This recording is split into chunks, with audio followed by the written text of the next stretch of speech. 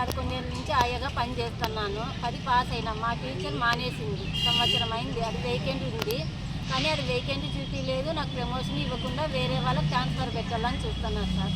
నేను అన్ని చోట్ల అర్జీలు ఇచ్చినాను, అందరికీ తిరుగుతున్నా, కానీ నాకు ఏం సమాధానము చెప్పలేదు, ప్రమోషన్ ఇవ్వలేదు. అందుకే నాకు న్యాయం చేయమని కూర్చున్నాను ఇక్కడ. శారదానగర్ సెక్టారు, శారదానగర్ 3వ సెంటర్. నాకు న్యాయం చేసే వరకు నేను ఇక్కడే ఉంటాను, ఇక్కడే పోరాడతాను.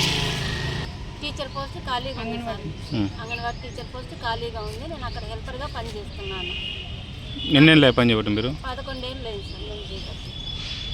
11 ఏళ్ళ నుంచి పని చేస్తున్నా, కానీ నాకు ఇవ్వలేదు పోస్ట్.